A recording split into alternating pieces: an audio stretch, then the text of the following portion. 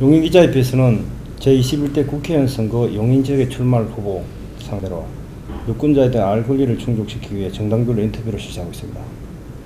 이에 용인병 지역구에 출마하신 더불어민주당 이홍영 의원님을 모시고 인터뷰를 진행하고자 합니다. 후보자의 출마지인 용인병 지역구는 수직으로 문화시설과 주거시설로서 분당과 강남으로 이어지는 전형적인 도시지역으로 수도권 중심의 교통요충지이기도 하고 시민들의 문화 수준이 높은 지역이기도 합니다. 이용영 예비 후보께서는 수지 국민들이 불편이 없는 행복한 생활과 삶의 질을 높일 수 있는 어떤 방안이 있는지 말씀해 주시는데, 먼저 이 예비 후보님의 용인병 지역에 출마하게 된 동기부터 좀 말씀해 주십시오. 네, 안녕하십니까. 용인병 예비 후보 민주당의 이홍영입니다. 출마 동기를 제가 두어 번 말씀을 드렸는데 사실은 따로따로 말씀을 드렸는데 이 자리에서 좀 정리해서 말씀을 드리면 측면이 두 가지가 있습니다. 하나는 제가 쭉 살아오면서 시대정신과 저의 그 시대정신에 따른 소명은 무엇인가 라는 그 판단의 기준이 있고, 또 하나는 제 개인적으로 제가 아직 활동을 한참 더 할 나이인데 이제 50줄에 들어섰는데 어떤 진로를 밟아갈 것인가, 그 두 가지 측면에서 출마 동기를 확인할 수가 있겠습니다. 시대정신적 요인을 본다 그러면 우리가 2017년에 2016년 겨울부터 달궜던 그 촛불혁명의 이제 국민의 명령이죠. 적폐청산. 청산이란 말은 결국 미래로 가라는 뜻 아니겠습니까? 그러니까 촛불혁명, 적폐청산, 미래로 향하는 그 시대정신의 흐름이 있습니다. 그 흐름에 제가 부합을 해야 된다는 측면이 있고, 그 반대 진영에서는 촛불혁명 이전의 상황으로 되돌려놔라, 적폐를 건드리지 마라, 그리고 과거에 머물겠다거나 아니면 다시 과거로 회귀하고자 하는 그 흐름들이 있습니다. 심지어는 일제시대의 전원을 펴기도 하고요. 굉장히 좀 어려운 대결의 구도가 형성이 되어 있는데, 그게 4월 15일 총선에서 명확하게 이제 미래 대 과거의 싸움이 되고, 구도로서는 양당에서 이미 공공연하게 말들을 하고 있습니다. 문재인 정부 성공과 문재인 정부 심판의 두 구도가 형성이 되어 있기 때문에 저는 최근에 청와대 행정관까지 겪었고, 아까 말씀드린 그 시대정신의 흐름에 부합하기 위해서는 총선에 문재인 정부 성공에 저의 시대정신의 소명을 바쳐야 되지 않느냐라는 게 제 출마의 동기 중에 하나고요. 제가 실무 정치 생활을 한 26년을 했습니다. 한편으로는 축복이고 26년 동안 최근에 청와대 행정관, 그 다음에 경기도교육청에서 정책기획관, 노무현 정부에서 통일부 장관 정책부장관, 박원순 시장을 모시고 정무비서관, 또 당에서도 김근태 열린우리당 원내대표님의 기획부팀장, 그리고 민주당의 여러 국회의원을 모셨습니다. 그 과정에서 쌓은 저의 역량, 이런 것들이 한편으로는 저에겐 축복이기도 하지만 자산이기도 합니다. 근데 그 자산이 온전히 저의 것은 아니더라고요. 물론 저의 노력도 일부가 있겠으나 사회가 저한테 베풀어준 자산이고, 그 자산은 사회적 자산의 가치가 분명히 있는 겁니다. 그 사회적 자산의 가치를 다시 사회와 공유하고 나눌 건 나눠야 되는 게 맞지 않나라는 판단에서 시대정신의 소명과 제 역할론의 두 가지 측면에서 출마를 결심하게 됐습니다. 이용영 예비후보께서는 용인병 지역구 현안상의 무엇이라 생각하고 계시며, 특히 지역 주민들이 만족할 만한 계획은 무엇인지 말씀해 주십시오. 네. 수지 주민들의 이해와 요구는 품격과 자긍심으로 표현이 될 것 같아요. 그분들의 품격과 자긍심을 어떻게 충족시켜 주느냐, 그리고 이제 그것을 어떤 개발 전략을 가지고 임할 것이냐의 문제인데, 개발이라 그러면 우리가 이제 좀 굉장히 원래는 굉장히 긍정적인 말인데, 최근에 이제 우리 수지적 같은 경우는 택지 개발 때문에 개발에 대한 그 단어가 주는 어휘가 약간 좀 부담감도 있습니다. 그 부분에 대해서는 저는 뭐 정치적으로 분명하게 말씀을 드리지만, 수지에서 더 이상 택지 개발을 추가적으로 하는 것은 저는 중단되어야 된다고 봅니다.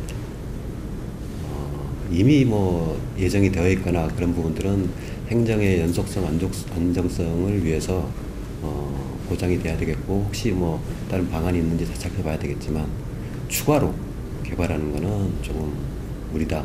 정치적으로 이제는 좀 중단을 선언할 필요가 있다라는 게 제 판단이고요. 그 외에 개발 전략이라 그러면 아시다시피 수지는 주거 과밀 지역입니다. 사람에 대한 문제가 해소가 돼야 되고, 교통에 대한 문제가 해소가 돼야 됩니다. 사람에 대한 문제는 어른들은 생태 문화적인 측면에서 해소가 돼야 될 거고, 아이들은 교육적 측면에서 해소가 돼야 될 거고, 이제 아이들의 교육적 측면에서의 해소를 위해서는 뭔가 좀 비전을 제시해야 되는데, 제가 이미 교육 공약은 발표한 바가 있습니다. 미래 문화 교육도시로서의 수지의 품격을 더하겠노라고 이미 공약을 발표한 바가 있고, 대체적으로 내용을 보면은 현재 우리 공교육 시스템의 이 교실 환경들이 사실은 굉장히 과거의 틀에서 벗어나지를 못하고 있습니다. 과감하게 미래형 공간으로 교실들을 좀 탈바꿈하고 수지 미래교육센터를 만들므로 인해 가지고 일종의 미래교육을 선도하는 거점으로 삼고 싶습니다. 그리고 교통 분야에서는 지하철 3호선이 우리 지역 최대 현안으로 떠올랐습니다. 그 부분은 현재로서는 하고 안 하고를 가지고 더 이상 좀 왈가왈부하는 것은 적절치는 않아 보입니다. 절대 다수 아니면 뭐 거의 100%의 주민이 원하고 있는 사업이면, 정치적으로 정치인들은 어떻게 화답해야 되는지를 생각해 본다 그러면, 더 이상 내가 하겠다라는 그런 구호보다는 구체적으로 나는 어떠한 비전을 가지고 이렇게 구체적으로 실현해 나가겠다라는 비전을 제시해야 되는 게 맞다고 보고, 그것이 실력이라고 저는 생각을 합니다. 그래서 수지로 지하철 3호선을 유치하는 문제는 실력의 문제라는 말씀을 드리고요. 또 하나, 교통 개발과 관련해 가지고 수지가 주차 공간 문제 때문에 너무 많은 괴로움을 앓고 있습니다. 그 문제에 대해서는 사실 정치적으로 좀 과감한 결단이 필요하다고 봅니다. 지금 당장에도 제가 이렇게 둘러보면 충분히 더 확대할 수 있는 공간들이 있습니다. 이미 만들어 있는 공영 주차장을 충분히 더 증축하거나 확대할 수 있고, 주변의 공원들이나 이런 지하와 충분히 검토할 수 있을 것 같고, 자투리 땅들이 어떻게 개발될지 몰라서 그냥 방치되어 있는데, 그 부분들을 적극적으로 어떤 노력을 한다 그러면 저는 충분히 주차 문제가 해결이 가능하다고 봅니다. 그래서 저는 제가 당선이 된다 그러면 주차 문제만큼은 바로 즉시 해결에 나서겠습니다. 추가적으로 아까 우리 어른들의 생태 문화적인 측면은 제가 공약 3탄과 4탄에서 자세히 다시 한번 설명을 드릴 텐데요.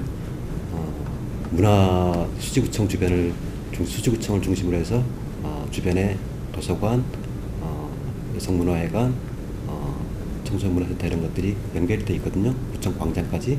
그런 부분들을 문화벨트로 좀 만들어 보고 싶고요. 생각보다 우리 수지가 생태천이 천과 이 광교산 자락이 꽤 잘 어우러져 있어서 잘 만들면 생태적인 측면에서도 개발이 충분히 가능하다고 봅니다. 그래서 생태 문화적인 측면은 좀 더 구체적으로 공약으로 다시 추가로 발표를 하도록 하겠습니다.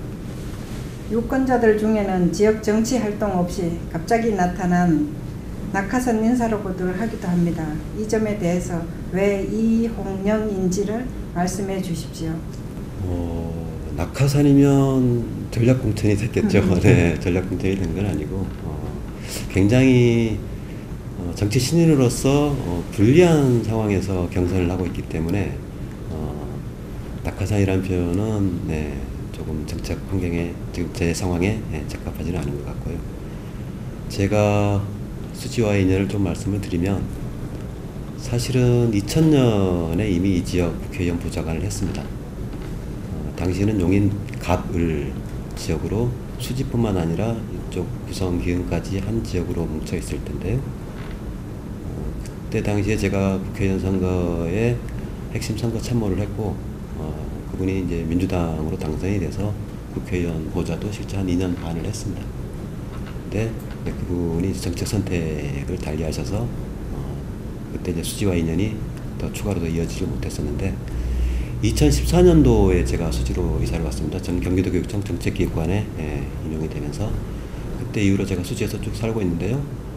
애들이 벌써 그 사이에 수지에서 초등학교를 다 졸업을 했고 둘 다 하나는 지금 중3, 하나는 고3이 지금 되고 있고요.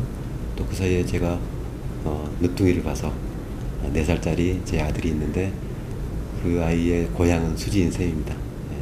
그래서 제가 뭐 수지가 낙하산 지역이라는 거는 조금 어불성설인 것 같고요. 일단은 제가 아이들을 여기서 직접 교육을 하고 있고 제가 경기도 교육청 정책기획관을 하면서 경기도 전체를 들여다보긴 했습니다만은 수지가 유독 교육적 욕구가 많이 분출하는 지역입니다. 마침 제가 살고 있고 제 아이들이 여기서 교육을 받고 있고 또 과거에 제가 인연도 있고 거기다가 저의 교육적인 역량을 한번 제대로 투여해 볼 수 있는 공간이기도 하고 여러 가지가 잘 맞아떨어졌습니다. 그래서 낙하산이라기보다는 굉장히 좀 자연스러운 몇 가지의 과정이 있었다. 그렇게 좀 이해해 주시면 좋을 것 같습니다. 이용령 예비후보께서는 그 타후보에 비해서 젊고 행정력도 뭐 뒤지지 않습니다. 그러나 그 같은 당의 그 경선에 참여하시는 분들이 만만치 않은 그런 그 인물로서 그 여러 가지 경선 준비에 아마 고민을 많이 했을 텐데 그 경선과 또 본선에 가서 그 싸우시려면 그 특별하게 이용령 예비후보께서 경쟁력이라 할 수 있는 장점이 있다면 어떤 게 있을까요? 제가 입장문을 한 2번 정도 발표를 했는데요. 아까 그리고 제가 출마 동기에서도 말씀을 드렸고 정치를 하려면 모름지기 그 시대정신을 가지고 있어야 됩니다. 그리고 그 시대정신은 정체성과 부합이 돼야 되는데요. 저는 사회생활 26년을 온전히 우리 민주진영에서 정체성과 실력을 다지며 살아왔습니다. 제 경력은 아까 말씀드렸으니까 다시 한번 중언부언하지는 않겠는데 제 정체성이 우리 당내 경선 후보님들에 비해서 너무나 명확하게 드러납니다. 두 분의 분명한 강점이 있습니다.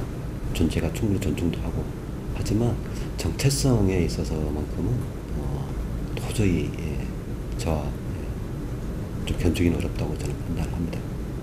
그런 측면이 있고 실력의 측면에서 두 분이 현역 국회의원이기도 하시고 시의회에서 의장도 하시고 그런 경력을 가지고 있습니다만은 제가 26년 동안 해온 청와대, 중앙정부, 지방정부, 경기도 교육청, 국회, 당 다 합치면은 제가 볼 때는 실력 면에서는 역시 한두 가지 겪으신 두 분보다는 국정 전체를 아울러야 되는 국회의원으로서는 제가 나이는 좀 더 젊지만 오히려 실력은 제가 상당히 견줄만 하다고 봅니다. 그래서 제가 보통 정치 신인들이 내세우는 게 패기인데 패기보다 제가 실력을 내세우는 이유가 그런 데 있습니다. 본선에서는 사실 이제 당대당 구도가 될 가능성이 큰데요. 그래서 아까 말씀드린 미래와 과거, 노무현정부 성공과 노무현정부 심판의 구도를 가지고 싸우게 될 것입니다. 그럴 때에 각 당의 결집력이 우선 관건이 될 것이고요. 관건이 그 결집력은 아무래도 당의 정체성이 확실하냐라는 부분에 따라서 결집력이 약화 약화될 것인지 강화될 것인지 드러날 것이고, 또 하나는 일종의 히든 카드, 확산, 확장력, 그걸 가지고 있어야 되는데요. 저는 경기도 교육청 정책기획관을 했고 청와대에서 교육 담당 행정관을 했습니다.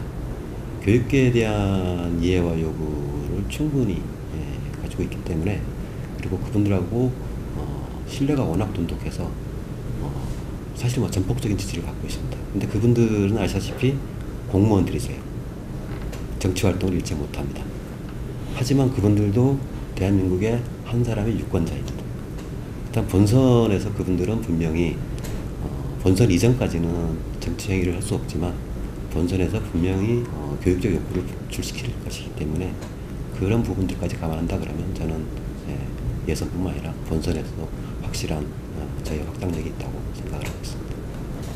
네, 마지막으로 유권자들에게 특별히 하실 말씀 좀 해주십시오. 직접 만나 뵙고 이 몸을 부득게 보니까 너무 좋아요. 너무 좋은데 어딘가에 그 아쉬움 내지는 좀 부러움도 있고 그렇습니다. 그게 이제 수지라는 도시의 품격과 자긍심에 관련된 문제인 것 같아요. 바로 위에 분당이 있고 바로 밑에 광교, 꽤 계획적으로 개발되고 제법 지역에 명망 있는 정치인들도 나오는데 수지가 왠지 그 사이에 끼어서 조금 아쉽고, 아까 뭐 우리 교통공약 말씀을 드렸습니다만은 그런 부분들이 그 지역에 비해서 그만큼 열악하니까 나온 요구 아니겠습니까? 그런 부분들을 좀 풀어줘야 되는 측면, 그 다음에 정치적으로 굉장히 조금 지친 것 같아요. 이 정치적 품격이 너무 떨어져서 그 부분들에 대해서는 제가 좀 어루만져 드려야 된다 그럴까? 아니면 제가 조금 저는 확실히 젊고 참신하게 확실히 할 테니 믿어주십시오. 오래 기다리셨습니다. 뭐 그렇게 좀 말씀을 드리고 싶습니다.